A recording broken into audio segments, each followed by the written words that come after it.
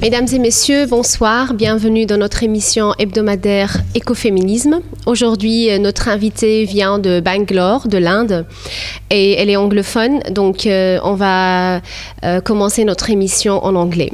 So, Amisha Sethi is a writer, author, and a market leader who comes from Bangalore. And she's the writer of It Doesn't Hurt to Be Nice, which is a book which has so many adaptations, which is going to be adapted into a musical show and also into a movie. So, Amisha Sethi, welcome to Brussels. Thank you so much. You're welcome. So glad to be here. Absolutely thrilled. We are very honored to have you because you are a lady with multiple talents and gifts. So you are a young woman rising star. You had a lot of awards. So you had the Asia Pacific Young Women Achievers Award. You are featured as the top 50 most talented brand leaders by India. You are also awarded the Youth Achievers Award and Indira Marketing Excellence Award. So we are very lucky and proud to have you in Ecofeminism in Brussels. Thank you so much. It is my honor to be here. Absolutely thrilled to be part of this show. Thank you. You're welcome. So, can you speak a little bit about It Doesn't Hurt to Be Nice, because it's going to be adapted into a musical show on November 1st here in Beaux-Arts in Brussels. So we are very glad to have this adaptation before somebody else in the world. So we are doing, a very exclusive show here in Brussels. Yeah. Yeah, absolutely. So what's happening here is that the book had a purpose. The purpose was to spread kindness, love. The heart of the book, the heart of the message is that you got to be a good human being with each passing day. And the local team here in Belgium, such beautiful people, have come together and have created a show which is called It Doesn't Hurt to Be Nice, and it's going to happen on November 1st at Beaux-Arts, the magnificent stage of Beaux-Arts.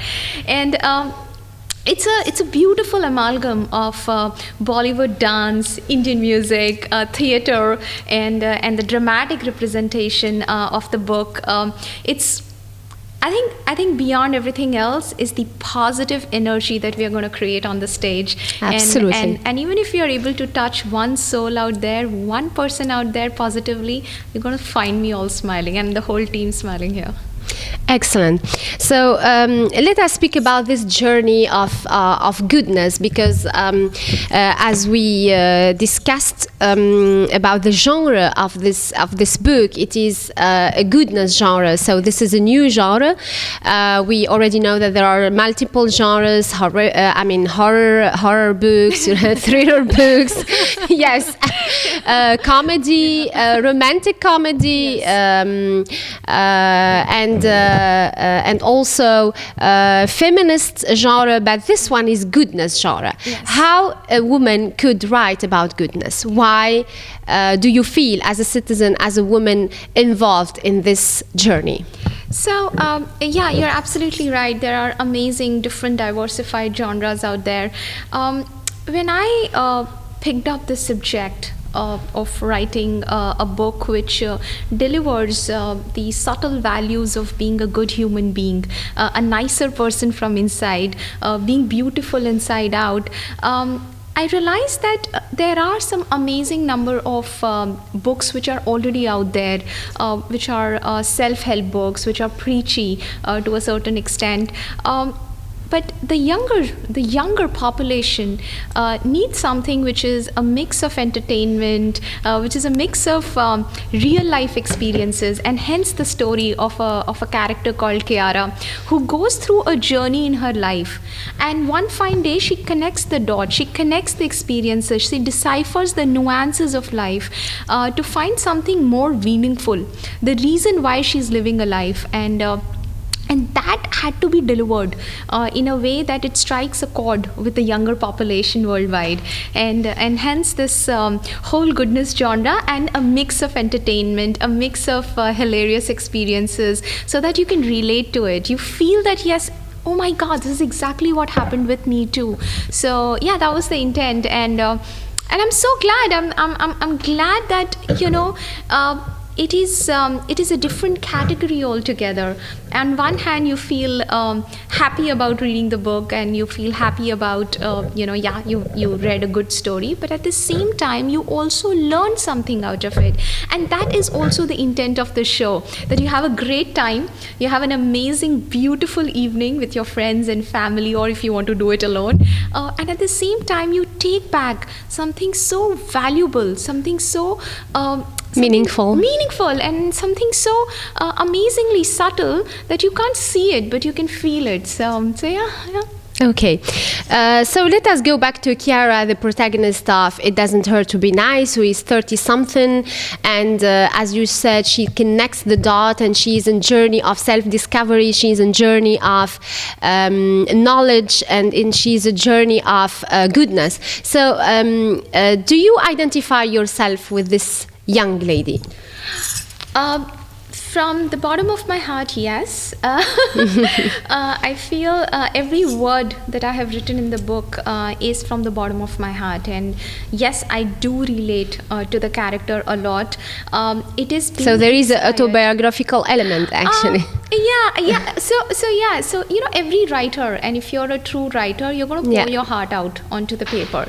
So yes, every word which is written has been influenced or inspired, by my own experiences and my own moment of glory. We all have our moment of glories. We all have that one self-realization moment where you find, wow, this is not what my life is. My life has to be more valuable. My life has to be more my life has to contribute to more people and to myself too. It has to feel exciting, and yes, I to be very honest, yes, the experiences which are being talked about in the book, the experiences that we are going to act on the show on November 1st, yes, they have flavors of my own real life experiences too.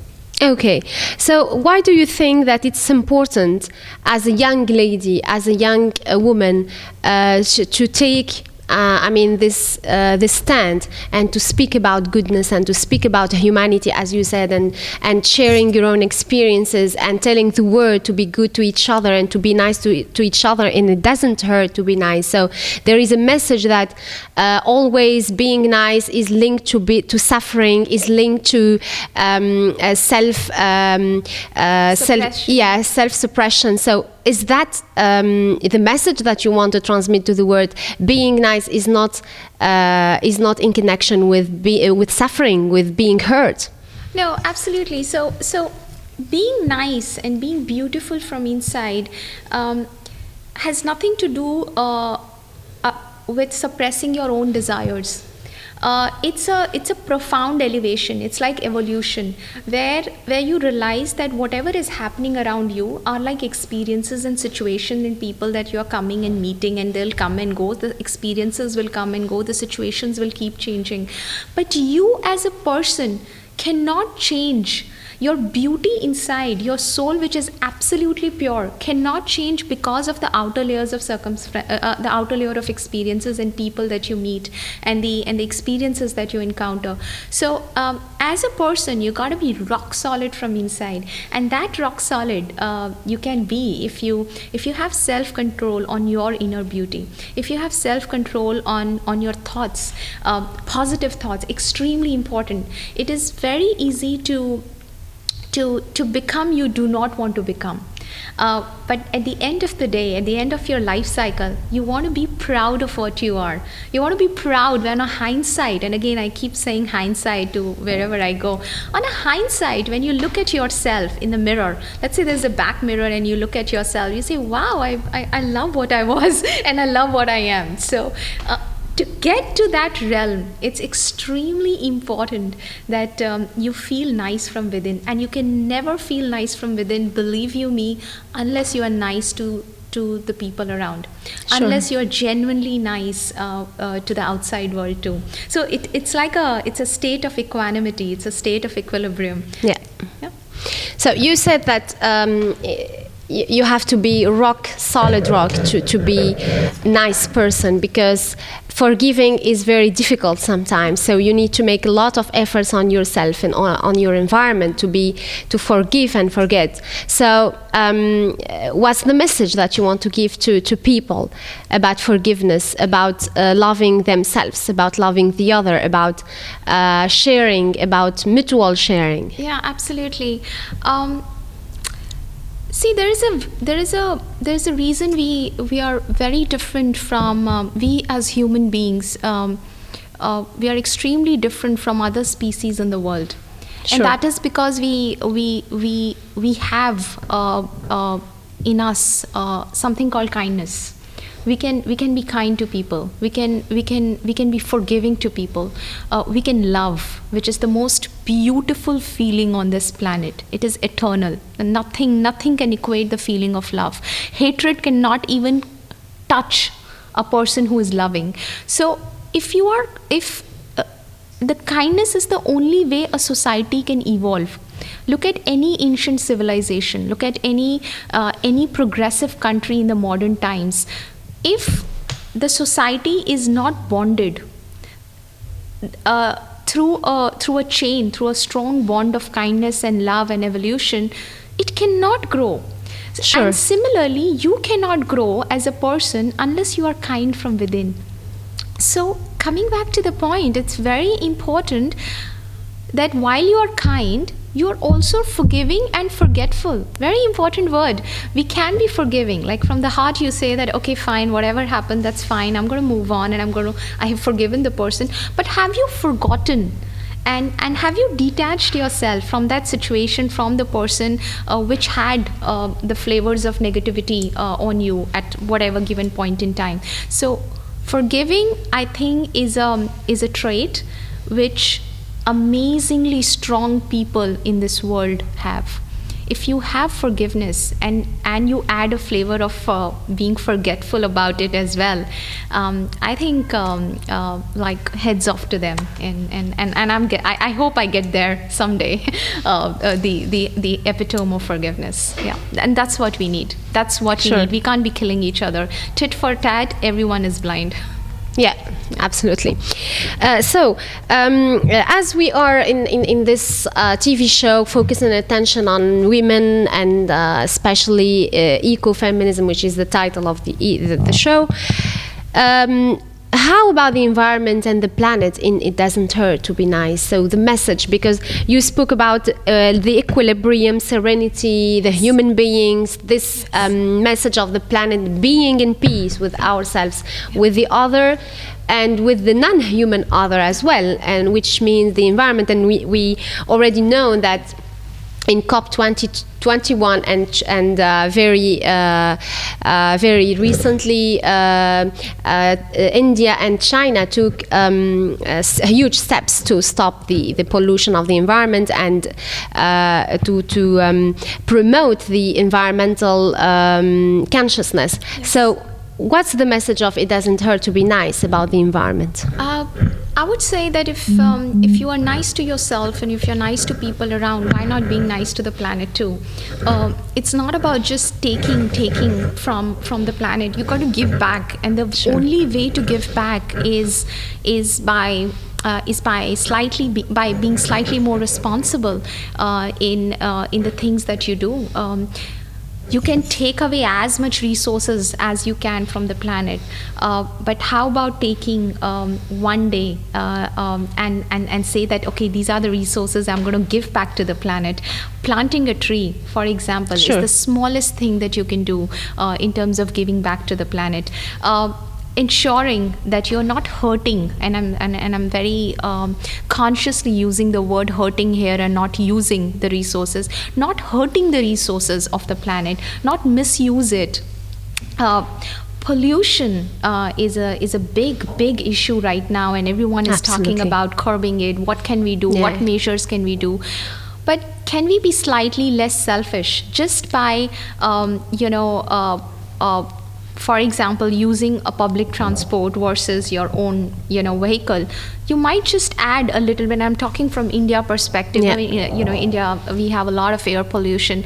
What if every single person stands up and say that, okay, once in a week, I'm not going to use my own car. I'm going to, ensure that the air pollution levels comes down in the city. These are the smallest things you can do. And these small droplets of contribution can really help in planet sustainability. Just be nice, just be nice to the planet too. And also thinking about the future generation. Absolutely, very important. Do we want to give, we are at whatever age, but do we want to leave a planet in the next 50 years where people are always masked? Okay, imagine me coming to the show with a mask on. So we don't want to do that. Yeah, it's a metaphor, but it's a very telling metaphor. Absolutely. So absolutely. Now, can you please speak about yourself as a market leader, because we said that there is one part of Amisha which focuses attention on marketing and business, and which is very leading in marketing. So can you speak about your experience as a market leader? So I fell in love with a word called brand marketing when I was during my MBA days, and then I went up and studied at one of the best business schools in the world. I love the fact that as a marketeer, you can strike a chord with millions of consumers, not just transactionally, where there's transactions that happen, but also create a bond that lasts, and that attracted me to marketing as a career. And I'm so glad that I did well. I worked with some of the fantastic companies in the world that helped me in conditioning the professional that I am right now. There is a gratification that you get when consumers love the brand that you work for, and for me, I think any marketeer, if you slightly think ahead, I know we all want targets to be achieved today. We want all consumer acquisitions and so forth, market share, but I think there is time when you also got to think long term. Brands have to survive years and years, and they cannot survive unless there's a relationship and the bond and an association. So that has been my philosophy as a brand marketeer so far. And so far it has worked. Yes, sure. But can you tell us about, because you said that you are giving courses and trainings to people. Can you tell us about these trainings? So I do fitness workshops, soul fitness workshops. What is soul fitness? We'd like to have a definition of the term, because it's a new term. So it's an amalgam of high energy workouts, working on your inner peace, your inner happiness, and at the same time also assisted meditation, and help you understand and help you make you live your life in a more healthier, I would not use the word spiritual because it's a different for different people, but more healthier and more cheerful way, where you feel happy about getting up every morning. As I said, it's a mix of exercises, breathing exercises, high energy workouts, meditation. And little bit of learning on soul searching. So that's the capsule, and I love doing that. I absolutely love doing that. There are times in my workshops I have people so imagine like 50 people, so much energy. One is a 14-year-old, and then there is a 76-year-old dancing on the same tune. So it's mind-blowing, amazing. Again, it's the positive energy that we create as a group. And between different generations. Different generations. So it's amazing. And meditation, healthy life, inner beauty are not for just. It's ageless. It's just absolutely valid for every person, even a newborn. So. Wow, excellent. I'd like you we go back to certain messages from the book. So we are going to read certain messages from the book.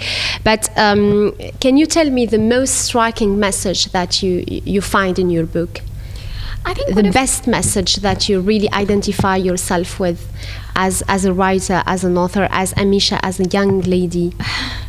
I think one of the most important message of the book is the biggest religion on this planet is love. it's no matter what culture you come from, no matter what upbringing you got, no matter in which part of the world you are right now at this very moment, at this very nanosecond, love is what you can worship. Beautiful. And if you worship love and not a particular culture, you can be proud of your culture, which is amazing. Yes. But love is what is if you it's the supreme force, and if you have the ability to love and forgive, then you are nearly God. And why can't we all be gods? That's how heavens are created on the planet, right? Right. So I'd like to draw your attention that this is this channel Almouwatin TV, or which means the citizen in Arabic, is launched after the Brussels attacks in March 2016, and we were all saddened by what happened in Brussels, and we were fighting against violent extremism here in Brussels. And this channel was an initiative to help people come together, no matter their religion, their origin, their belonging, and their color is. So we are all human beings. We love our country. We love Belgium. We love Brussels, and we want to contribute to the peace in Brussels, in Europe, and in the world. So, what's the message that you can give here in this? In this context. Well, my message is going to be more than a message. It would be an urge and a request to every person here in this country. It's such a beautiful country. I'm here for the first time, and wow! Did you eat the waffles? Yes, I did today morning. Yeah. Really? With lots of Did coffee. you like it? Yeah, I loved it. Yeah. And mussels and fries as well. Yeah, I tried fries as well. Yeah, one of my beautiful friend. Actually, she's an Indian, and she got me like this pot full of fries, and yeah. So you finally tried the Belgian specialties. I did. And I'm such a fitness freak, but she convinced me. She completely convinced me to have it. Yeah, I was just that's the kind of sound I was taking. So I think the request would be, and I also come from India as a country, and we have also seen such attacks. I know it's difficult, okay? It's absolutely difficult when you are in that situation and you want to retaliate, and you want to at times retaliate negatively. But I would still say that, and I'm saying that not just for the heck of saying. I'm saying that because I completely feel it with a lot of conviction, that good things never die. I know there would be evil. I know there would be atrocities. I know there would be an earthquake someday. But you are the strongest if you work positively towards sustaining the decorum and sustaining the love and peace that this country has. I would be proud of this country. I'm already proud. I'll be double proud if the country remains the way it is, loving, beautiful, welcoming to every culture, and just stay like that. I would love it. Okay, thank you, Amisha, for this beautiful message. We all love Brussels and Belgium, and we have multiple origins, multiple cultures, and multiple colors, and we are proud of that. This is our pride. Can we speak about certain messages in your book? So I'm going to choose some passages and just have your point of view about these passages. So this one is about giving. Giving also means not just giving something to someone, but also giving yourself freely, to be submerged in the flow of life without rationalizing every turn and path taken. Absolutely. So this is about giving unconditionally to yourself, no matter what the situation is. Just just go with the flow of life, just like water.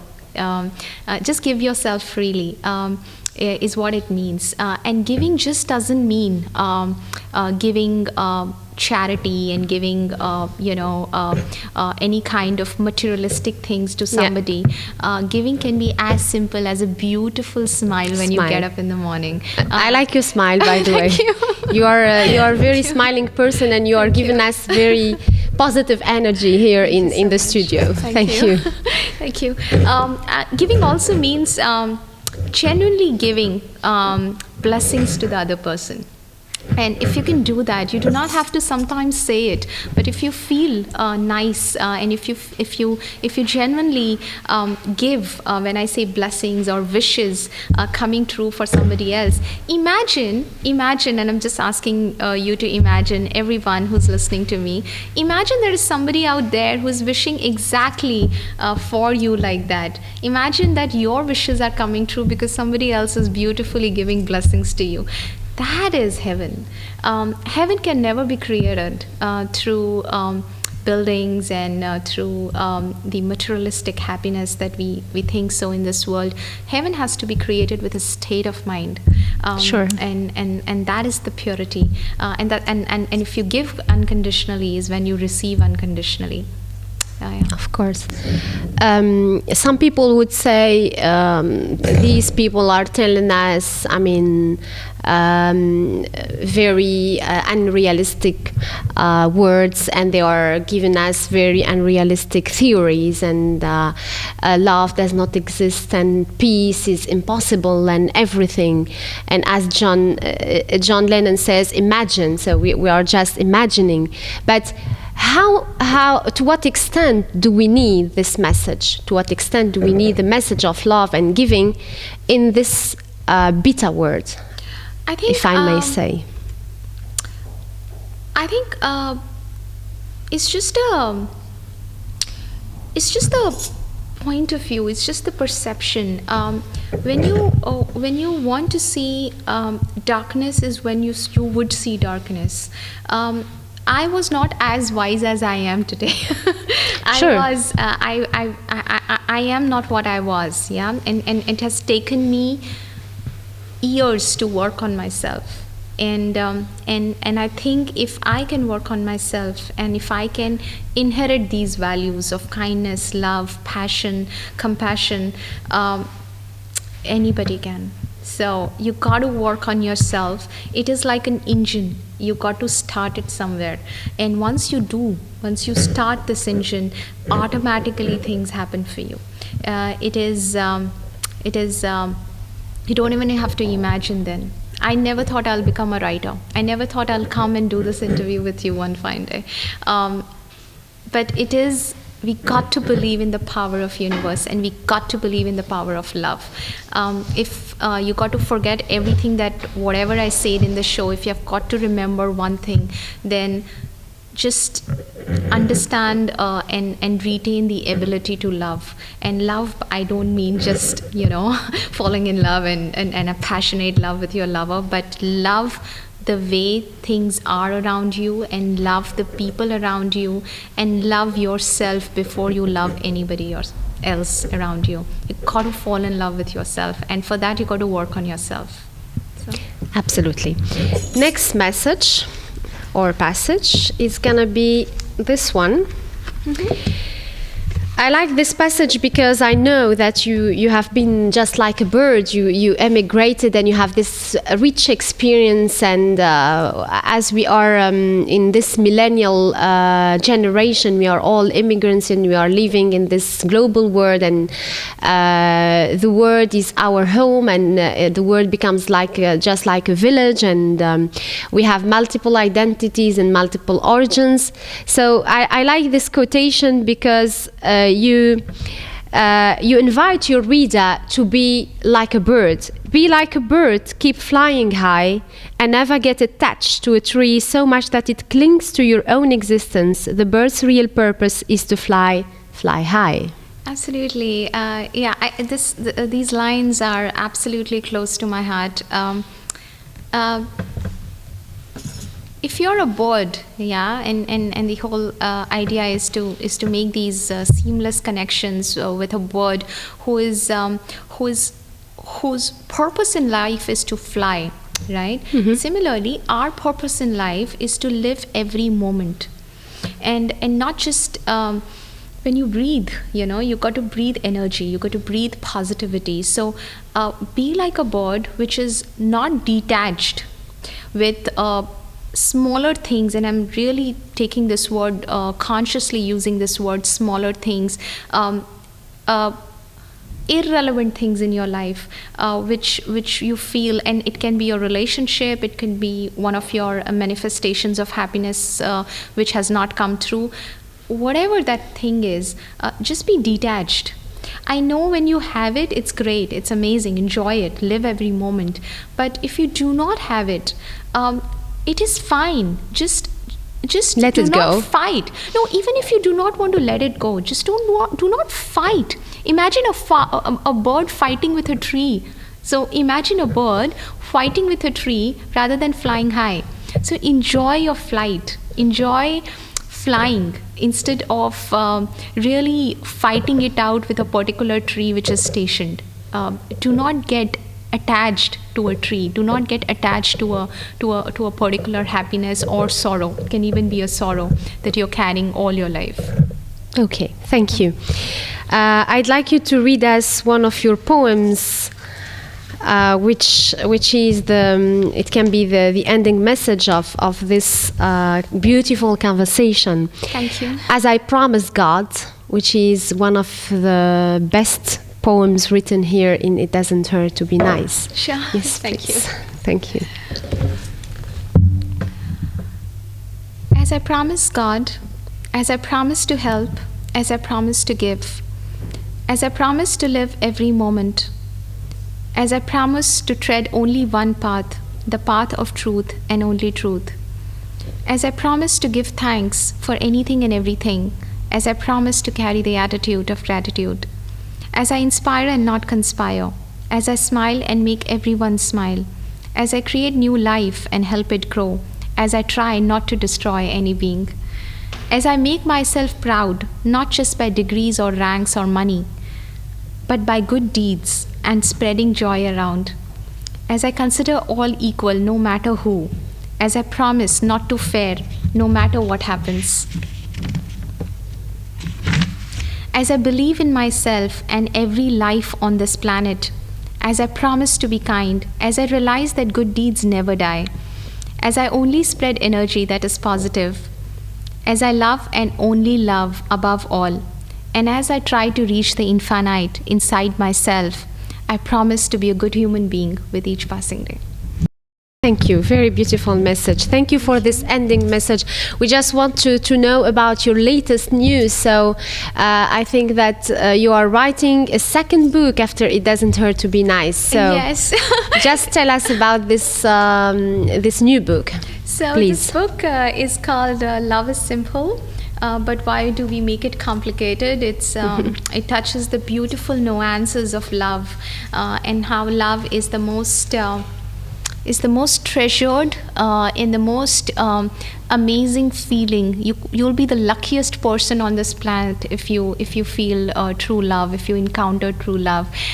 It has a lot of learnings from a beautiful ancient scriptures called Kama Sutra, and there's a verse in Kama Sutra that says, if you have to choose between wealth, power, and love for eternal happiness, blindly just follow love and only love. So yeah, that's about the book. Thank you. So we will be waiting for your new book. Thank you. In the meantime, It Doesn't Hurt to Be Nice is going to be adapted into a movie in Bollywood. So can you speak about this this opportunity?